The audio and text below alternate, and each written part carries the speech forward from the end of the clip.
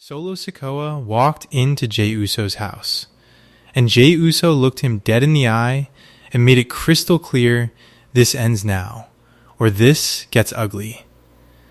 The bloodline is fracturing again, but this time it's not Roman pulling strings from a throne.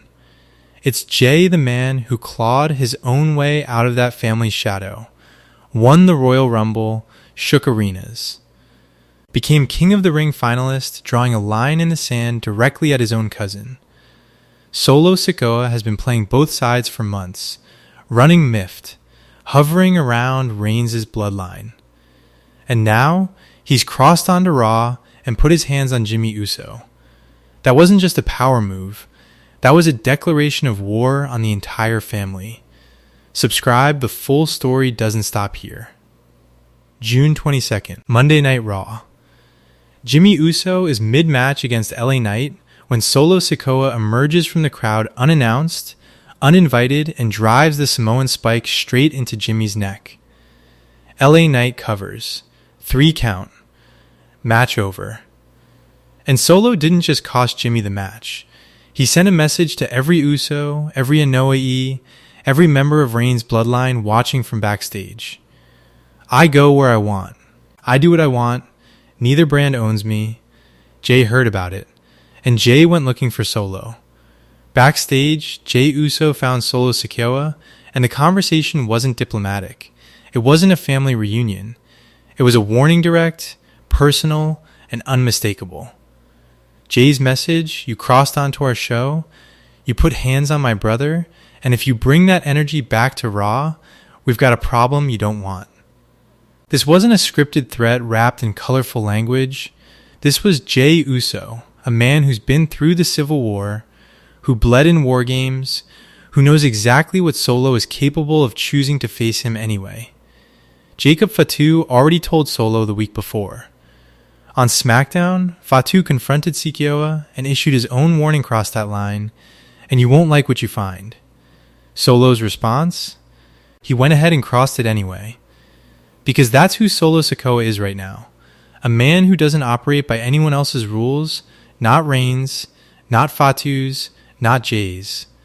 And that's exactly what makes him the most dangerous variable in this entire bloodline story. While Solo was busy poking the bear on Raw, the ground underneath him was already crumbling. On the June 26th SmackDown taping in London, Tama Tonga and Talla Tonga walked into Solo's locker room and told him they were done. Out, the Tongas cited Solo's reckless interference, specifically the assist to LA Knight that nobody in MIFT asked for, as the final straw.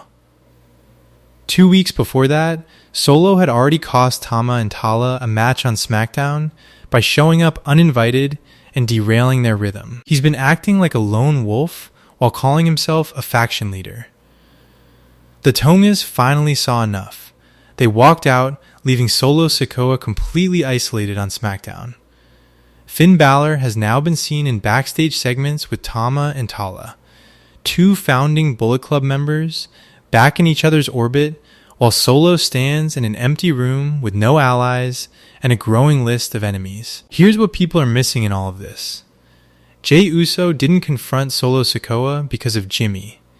He confronted him because Solo's presence on Raw is a direct threat to everything Jey has built for himself. Jey spent years escaping the gravitational pull of the bloodline. He rebuilt himself on Raw. He's a King of the Ring finalist. He's already told Cody Rhodes he's coming for that title at SummerSlam. And now, Solo Sikoa, a cousin who took everything from Roman and wanted the same loyalty from Jey, is showing up on Jey's turf, touching Jey's brother, destabilizing the one safe corner of WWE where Jey finally got to be his own man. Jey's warning to Solo wasn't just protective, it was territorial. This is my show. You don't get to poison this too. Roman Reigns just won back the World Heavyweight Championship at Clash in Italy. He defeated Jacob Fatu, then recruited Fatu directly into the bloodline. He's been sending Fatu to SmackDown specifically to reach Solo, to bring him back into the fold. Solo has refused every time. But Solo attacking Jimmy on Raw has forced Roman's hand. Reigns now knows Solo isn't just rogue, he's escalating. And with Night of Champions approaching in Saudi Arabia, Roman will need answers from Solo that no one has been able to get. Either Solo returns to the family, or Roman is forced to treat him as an enemy. There's no middle ground left. And Jey? Jey's in the King of the Ring finals against Oba Femi. He's one win away from a guaranteed title shot at SummerSlam. The last thing he needs is his cousin dragging the family chaos back into his orbit. But Solo Sikoa doesn't care about timing. He never has. Solo Sikoa crossed the line. Jey Uso told him exactly what that cost. The Tongas walked out. Fatu's given his warning. Roman is watching. And Night of Champions in Saudi Arabia is days away with none of this resolved.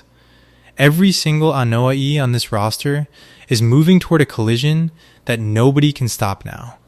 When Solo shows back up, and he will show back up, who does he run into first? Drop it in the comments. Does Solo Sikoa eventually return to Roman Reigns' bloodline? Or does this end with Jey Uso finishing what the Civil War started? Subscribe. Because when this family finally explodes again, you'll want to be here for every second of it.